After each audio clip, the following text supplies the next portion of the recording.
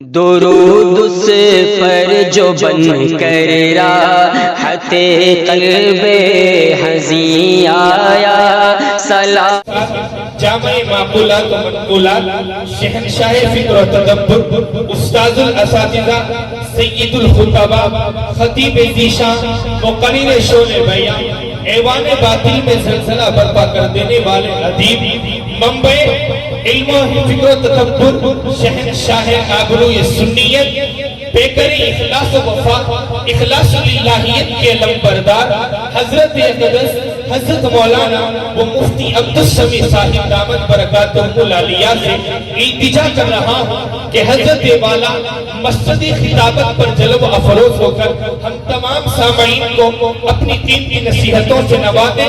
اس شعر سے حضرت والا کا استقبال کرتا ہوں کہ تم اپنے واعظ ہونے کا عجب انداز رکھتے ہو، تم اپنے واعظ ہونے کا عجب انداز رکھتے ہو، خطیب العصر ہونے کا تم ہی اعزاز رکھتے ہو۔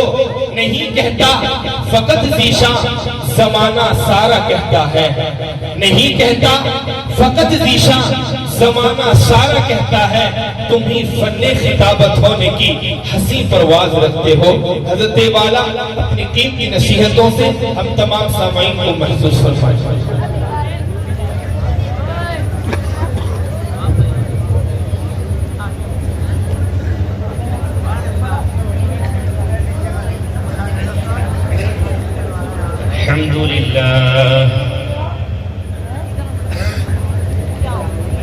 الحمد لله نحمده ونستعينه ونستغفره ونؤمن به ونتوكل عليه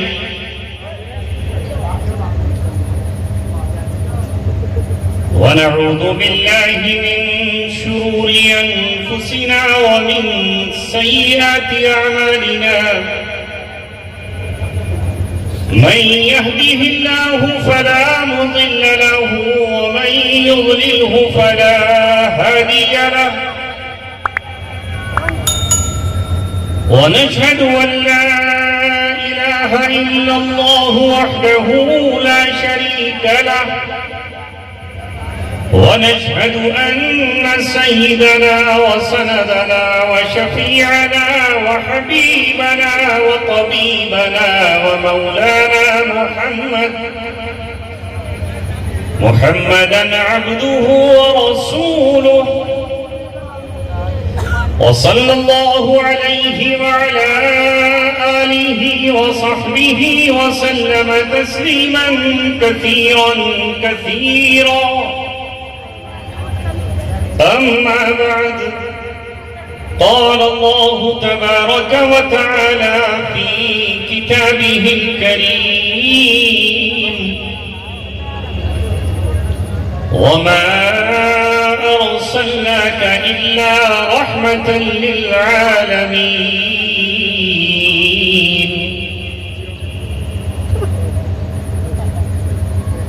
قال رسول الله صلى الله عليه وسلم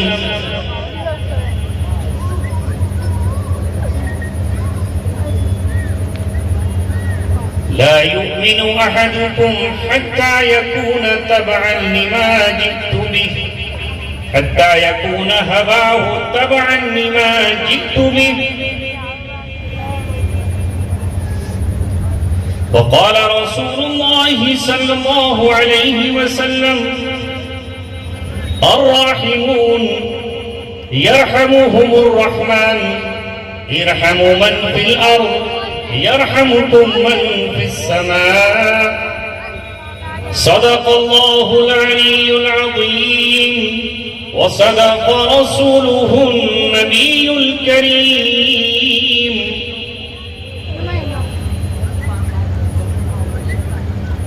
اے لا الہ کے وارث، اے لا الہ کے وارث، باقی نہیں ہے تجھ میں گفتار دل برانہ کردار طاہرانہ۔ اے لا الہ کے وارث، باقی نہیں ہے تجھ میں گفتار دل برانہ کردار طاہرانہ، تیری نگاہ سے دل سینوں میں کانپتے تھے، کھویا گیا ہے تیرا جذبے قلندر۔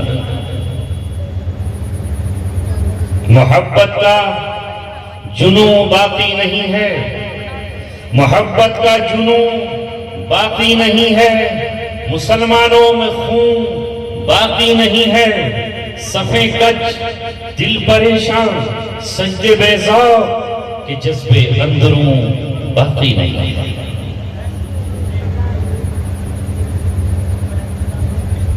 منفعت ایک ہے اس قوم کی، نقصان بھی ایک، حرم پاک بھی، اللہ بھی، دین بھی، قرآن بھی ایک۔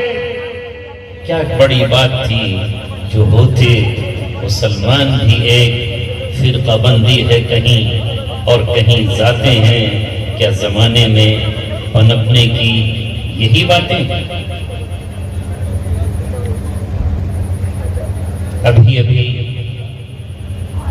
شاعر اسلام مداح رسول انام جو سرزمین اعظم گڑھ سے تشریف لائے ہیں، میں بھی ان کے کلام سے پہلی بار محظوظ ہوا۔ دل تو میرا بھی آپ کی طرح یہی چاہتا تھا کہ یہ نعت رسول گنگناتے رہیں اور ہم اس پر وجد میں آتے رہیں، پھول لٹاتے رہیں، دل نچھاور کرتے رہیں۔ لیکن انشاءاللہ میرے بعد بھی وہ آپ کے درمیان رہیں گے۔ مجھے بھی آپ کے سامنے اسی ذات اقدس کی سیرت سے جو میرے اور آپ کے دل کا قبلہ اور کعبہ ہے، جس پر اللہ تبارک و تعالیٰ نے رسالت کو تمام کر دیا ہے، نبوت کو ختم کر دیا ہے، جو اولین اور آخرین کا امام ہے، اور خوش نصیبی ہماری یہ ہے کہ وہ ہمارا پیشوا ہے، ہمارا مقتدا ہے، ہمارا رہبر ہو، رہنما ہے۔ اندھیری رات میں وہ بدر الدجا ہے، وہ مخلوق کے لیے قمر الورا ہے۔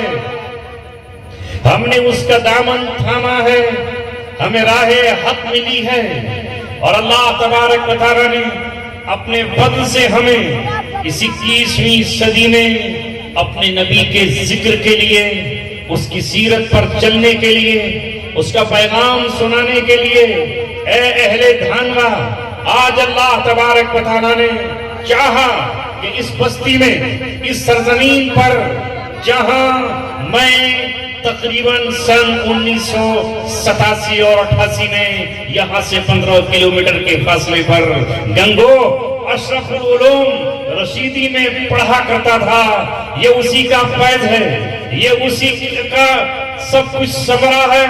میں نے کبھی سوچا بھی نہیں تھا کہ میں اس کے قریب 2024 میں اللہ تبارک و تعالیٰ کا پیغام، اس کے قرآن کی آیتیں اور اس کے رسول کی سیرت سنانے کے لیے آؤں گا۔ ذالک فضل اللہ یؤتیہ من یشاء، یہ اللہ تبارک و تعالیٰ کا فضل ہے، وہ جسے چاہتا ہے عطا کرتا ہے۔ آج اپنی خوش نصیبی پر اے اہل بستی، آپ سجدے شکر ادا کرنا اور اللہ تبارک و تعالیٰ کے حضور جا کر کے کچھ صدقہ اور خیرات کر دینا کہ مجھے اور تمہیں اللہ تبارک و تعالیٰ نے آج اپنے حبیب کا ذکر کرنے، ان کی سیرت کو سمجھنے، اس پر عمل کرنے کے لیے بھیجا۔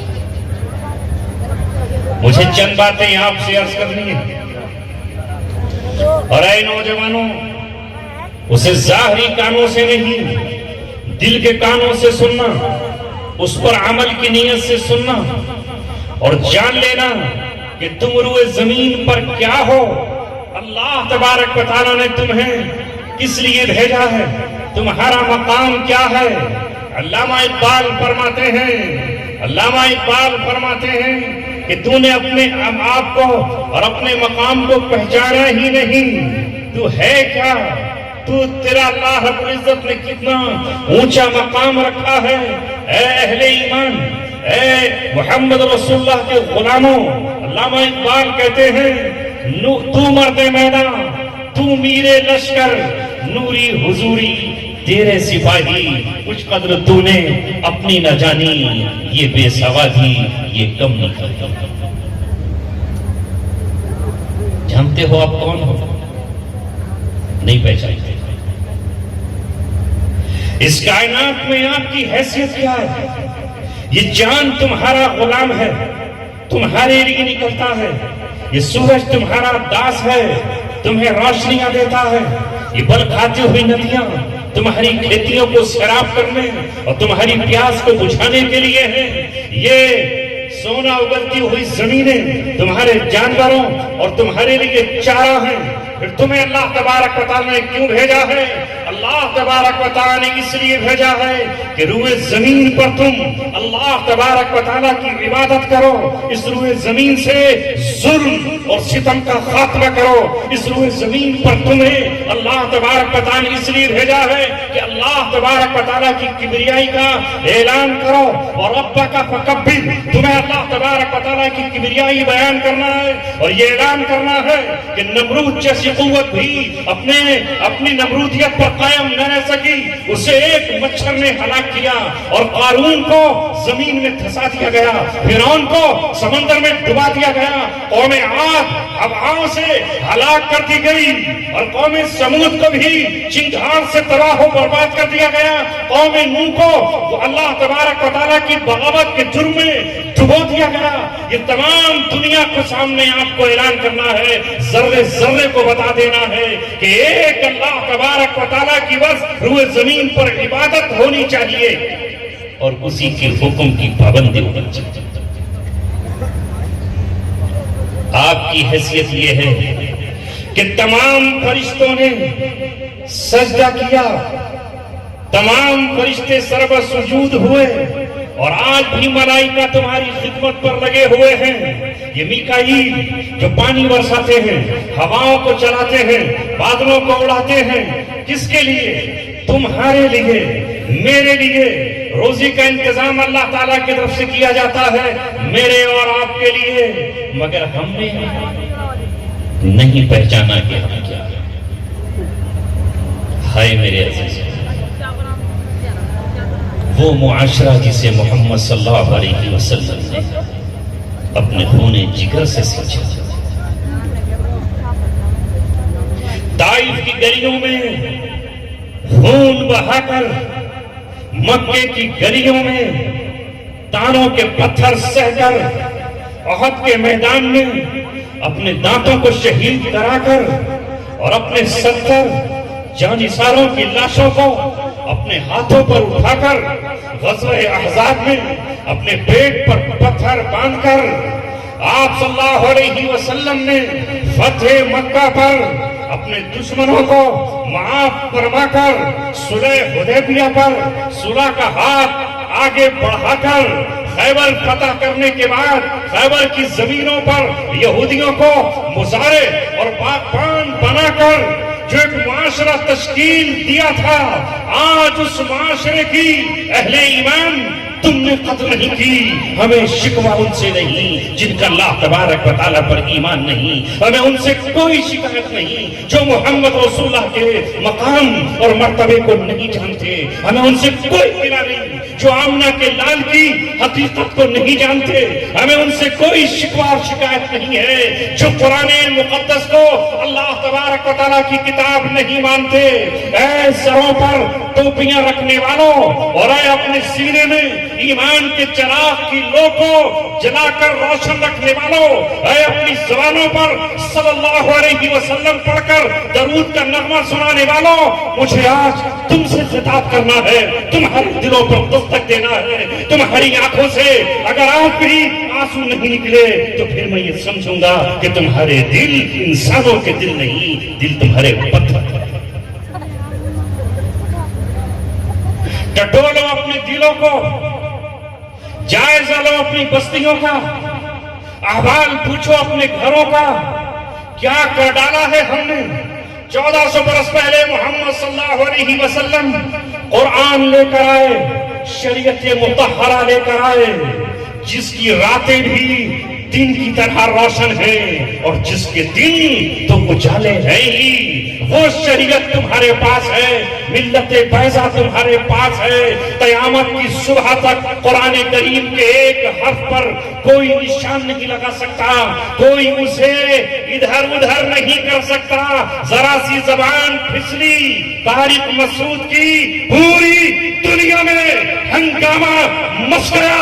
ہمارے نزدیک محبوب وہ ہے جو میرے محبوب کو محبوب جانتا ہے، اور جو قرآن مقدس کو یہ مانتا ہے کہ رب کی طرف سے نازل کیا ہوا ہے، نہ اس کا حرف بدلا ہے، نہ زیر بدلا ہے، نہ زبر بدلا ہے، نہ تنوین بدلی ہے، نہ لہجہ بدلا ہے، نہ معنی بدلے ہیں، نہ تفسیر بدلی ہے۔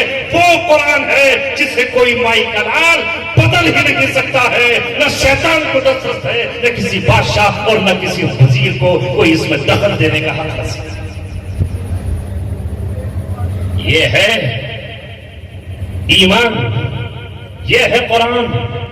قرآن نے 1450 برس پہلے کہا لا یأتیہ الباطل من بین یدیہ ولا من خلفہ، باطل نہ اس کے آگے سے آ سکتا ہے، نہ پیچھے سے آ سکتا ہے، نہ سامنے سے، نہ زیر زمین، نہ سازشیں کر کے، نہ قوت اور طاقت کو لا کر کے۔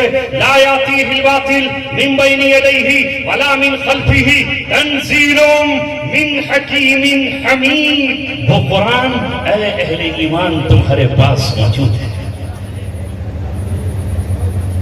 پھر یہ کہتے ہو کہ رستہ کس سے پوچھے؟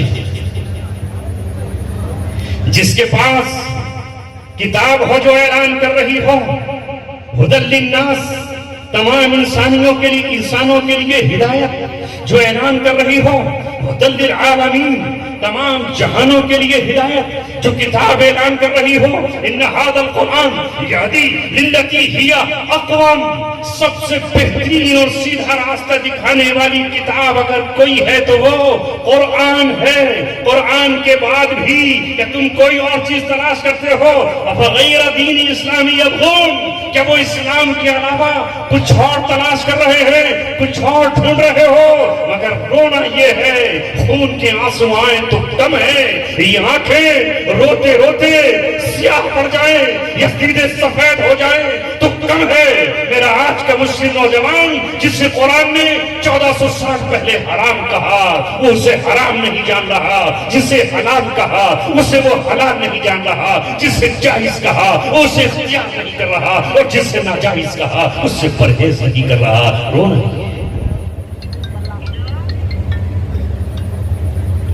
شکوہ ہے زبانوں پر اور شکایت ہے، کوئی ہمارا نہیں، کوئی ہمارا پرسان حال نہیں۔ آنکھ روتی ہے، دل دھڑکتا ہے، غم کی آہیں زبان سے نکلتی ہیں۔ یہ شکوہ کیوں ہے جبکہ قرآن کہہ رہا ہے اللہ مولانا، اللہ تبارک و تعالی تمہارا مولا ہے، اللہ تبارک و تعالی تمہارا سرپرست ہے۔ اِنَّا ولی اللہ الذی، اللہ تبارک و تعالی میرا ولی ہے۔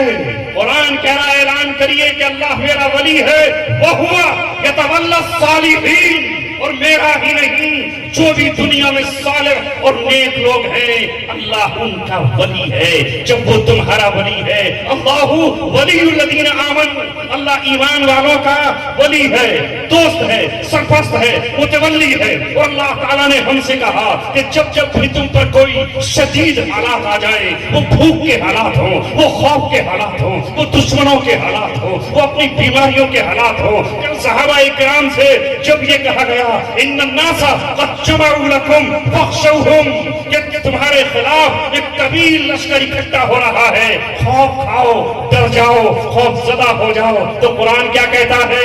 اس خبر سے ان کے پیروں میں لغزش نہیں آئی، ان کے دل کانپے نہیں، ان کے جسم تھرائے نہیں، رونگٹے کھڑے نہیں ہوئے، بلکہ انہوں نے کیا کہا؟ فزادتہم ایمانا، اس خبر نے ان کے ایمان کو، فزادہم ایمانا، اس خبر نے ان کے ایمان کو بڑھا دیا، اور زبان پر واویلا نہیں، شکوہ نہیں، آنکھ سے رونا نہیں کہا۔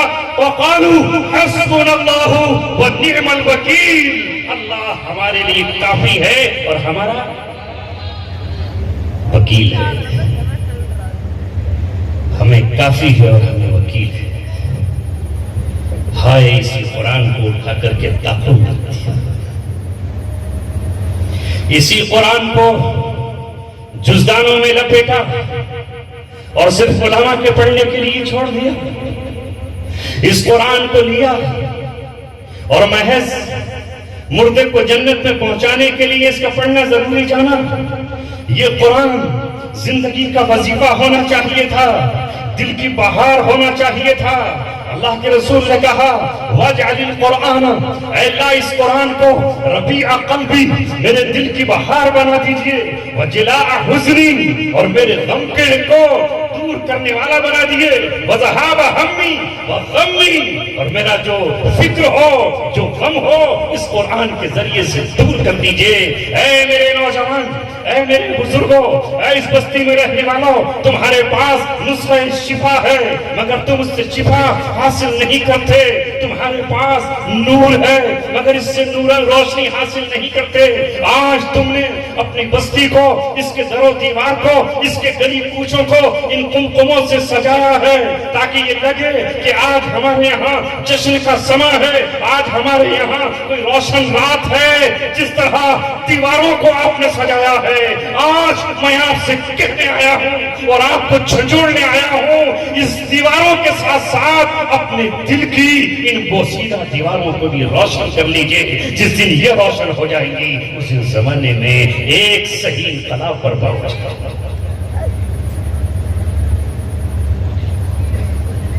یہ قرآن روشنی ہے.